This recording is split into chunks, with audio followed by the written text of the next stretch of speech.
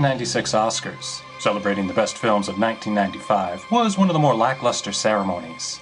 I blame the nominated films. The previous year had such innovative, revolutionary movies nominated. It was easy to passionately root for Pulp Fiction or Forrest Gump. Future classic The Shawshank Redemption was up for numerous Oscars, as was cult favorite Ed Wood. David Letterman was hosting. Samuel Jackson cursed when he lost. It was a great show. The 68th Annual Academy Awards were harder for me to get excited about, as I didn't really care about the nominated movies, and I'd only seen a handful of them. Up for Best Picture was the Ron Howard movie about the broken spaceship, a bunch of British ladies in fancy gowns, a talking pig who befriends Stretch Cunningham from All in the Family, an Italian mailman, and a Mel Gibson sword-fighting movie. The Oscars ceremony begins with a montage of all our favorite film characters morphing from one to the other. First time I saw this technology used was in Michael Jackson's Black or White music video, and I would have thought it was played out and cheesy by 1996. But then the Oscars have never really been cutting edge, have they? Our host for the evening is Whoopi Goldberg, which seems like a fair choice. She started out as a stand-up comic. She won the Oscar for her role in Ghost. She was in Star Trek for frig's sake. I don't mind that she's one of those loudmouths on The View, with head-up-her-ass opinions. I know it wasn't rape. Yeah, there is a statutory I child molest, maybe. I'm not think sure it what was child something. molest. It was something else, but I don't believe it was rape. But I have to admit, it's hard for me to take Whoopi seriously, ever since she did that commercial where she admits she pees her pants. I'd been leaking for years. That isn't fair. A lot of women have that issue. It isn't right to shame them for it. Well, that's the patriarchy for you. So, did you miss me? I'm a little annoyed at her "miss me" joke, which is a dig at David Letterman, who hosted the previous year's Oscars, and was nearly universally hailed as one of the worst hosts in Oscar history. Remember, this was well before the James Franco-Anne Hathaway debacle. Wow. This is actually happening. Okay. Maybe I'm in the minority, but I thought Letterman was a great host. Everyone likes to bag on old man Letterman for his Oprah Uma joke that fell flat. Oprah?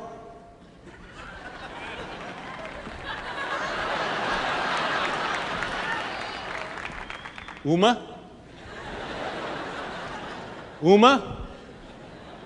Oprah?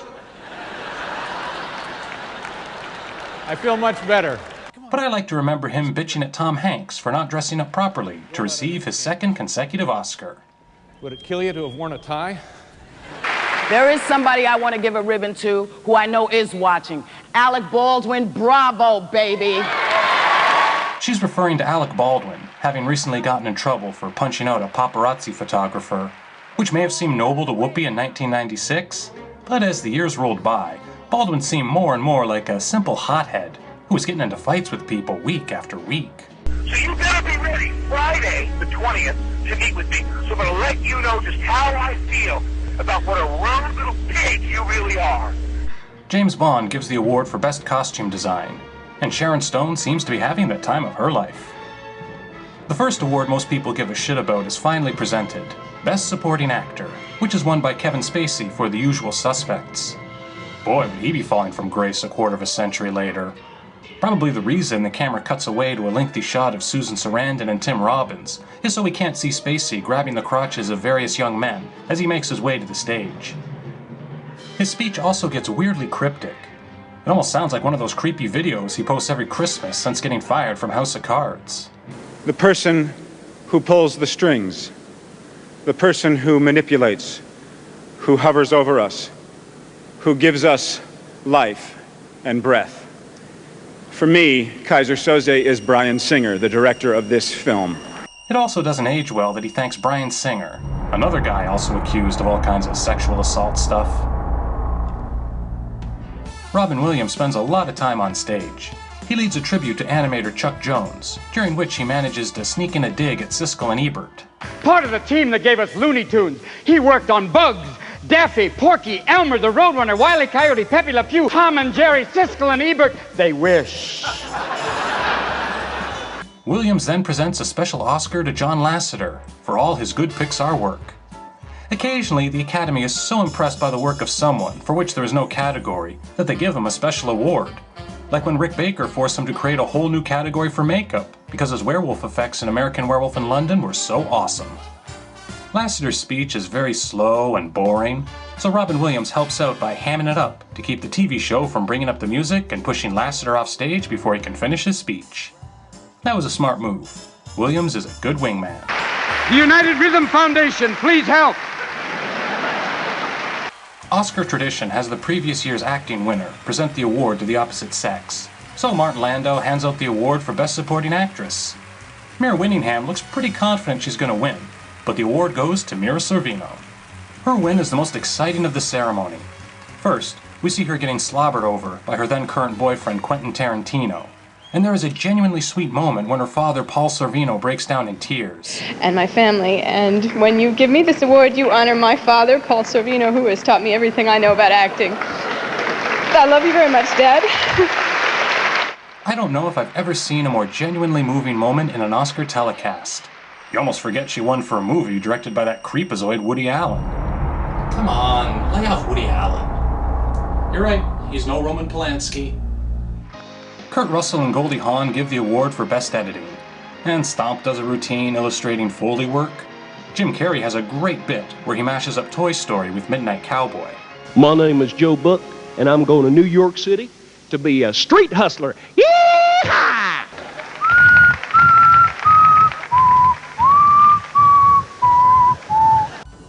Sharon Stone and Quincy Jones present the award for Best Film Score, and it's a really weird moment. First, Sharon Stone keeps crouching down so that everyone won't have to see how much taller she is than shrimpy Quincy Jones. Then we find out there are 2 Best Score Oscars, one for Best Musical Comedy Score and one for Best Dramatic Score. What is this, the Golden Globes all of a sudden, where nominees are segregated by genre? Turns out the change in the way the awards were divided was because of Walt Disney. Year after year, Disney musicals were winning the award for Best Score. And the Oscar goes to Alan Menken for Aladdin. Alan Menken for Beauty and the Beast. And the Oscar goes to Hans Zimmer for The Lion King. And the Academy didn't like this. Best Score is supposed to be for the background music. You know, like what you hear when the hatch opens in Star Wars, or the haunting music that plays at the beginning of The Godfather. The Academy believed voters were picking the movie with the best songs, and since movies like Forrest Gump and The Shawshank Redemption didn't have show-stopping tunes in them, the Academy believed they were unfairly losing, thanks to Hakuna Matata being stuck in the voters' heads. So they split the award between movies with songs and movies without songs. This might have made sense, except they also segregated comedies away from dramatic scores. They kept this division for a couple of years before returning to a single category. The final weirdest part of the Sharon Stone-Quincy Jones presentation is when Sharon announces they don't have the envelope. This is a typical Oscar shtick, where they pretend they don't have the envelope, only for some funny character like the hand from the Addams Family to bring it out. I don't have the envelope, so I'd like us all to have a psychic moment. Only this time, they really didn't have the envelope. While Sharon Stone stalls by asking the audience to use their psychic powers, Quincy Jones walks off stage, where the Price Waterhouse people whisper the name of the winner into his ear, and he comes back to announce the Italian mailman is the winner. Talk about anticlimactic. There seriously wasn't a backup envelope to hand him? If I was one of the other nominees, I would have been pissed. Like, without seeing an official envelope, how do we know Italian mailman was the winner?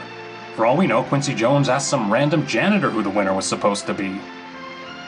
I love how as the winner is walking to the stage, we catch sight of a very disinterested Jeff Goldblum sitting next to Laura Dern, who I guess were an item since appearing together in Jurassic Park. And now we're dating and it's great. She's amazing, and I think she's as wonderful an actress as there is. She's just the real... They split up the following year, so for all I know, Goldblum is sitting there thinking, this isn't working out. Laura Dern was continuing to give great performances in better and better movies. Goldblum had already been married to one woman who got an Oscar before he did. And my other wonderful acting coach and darling husband, Jeff Goldblum. Thank you to all the members of the Academy. He didn't need to go through that shit again. Then there's the In Memoriam section, honoring all the Academy members who died in the last year. This was before the television broadcast began muting the audience, so we couldn't hear them applauding, as it's now deemed in bad taste to show who was most popular by who got the biggest applause when their name came up.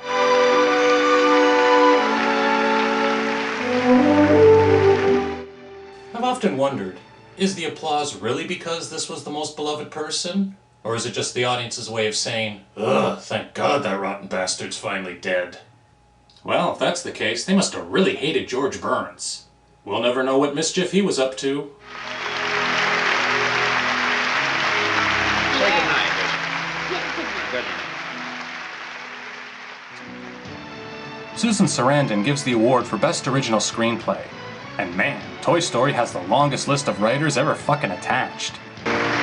Joss Whedon, Andrew Stanton, Joel Cohen, and Alex Sokolow screenplay, and John Lasseter, Peter Docter, Andrew Stanton, and Joe Ranft story for Toy Story. Thank God they didn't win. How would they have divided the Oscar? With a chainsaw? Anthony Hopkins presents the award for Best Adapted Screenplay. The Academy gives it to Emma Thompson for Sense and Sensibility, probably because the largest pool of voters are actors, and they want to award one of their own. They also probably still felt bad for her about Kenneth Branagh cheating on her with Helen Bonham Carter. The big surprise guest of the evening is Christopher Reeves, paralyzed from the neck down after falling off a horse. The entire audience gives him a standing ovation, which seems a little cruel. Like, look at us, Superman, we can still stand up and breathe on our own. Hardy har har.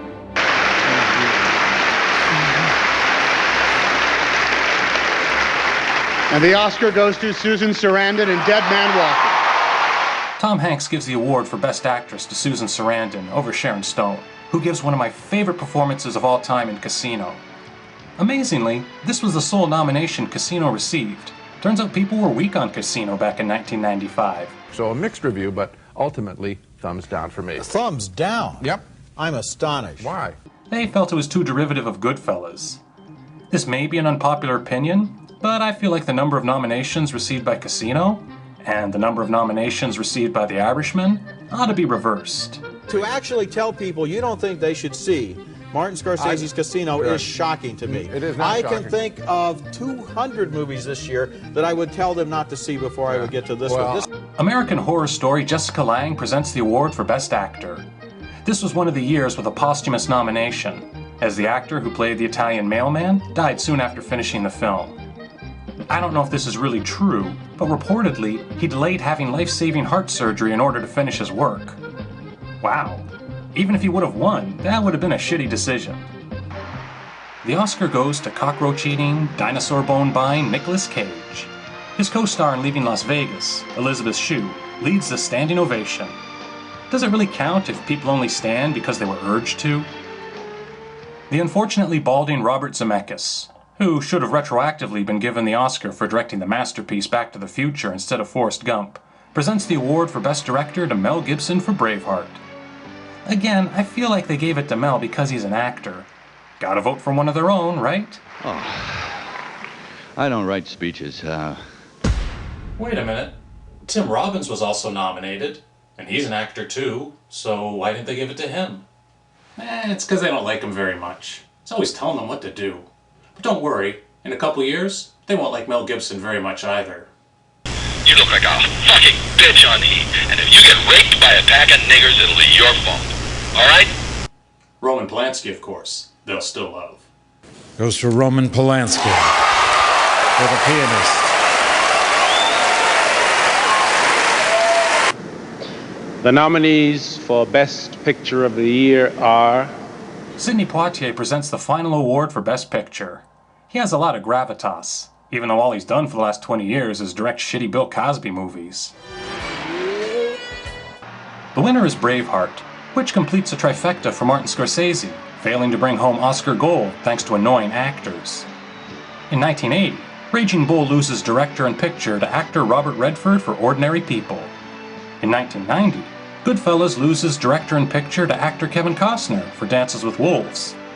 This time, Casino loses director and picture to actor Mel Gibson without fucking even being nominated. I'm astonished. Why?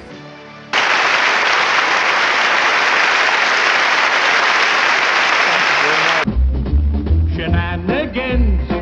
It's been a lot of fun, shenanigans. But now we've got to run. It's funny how the minutes seem to fly.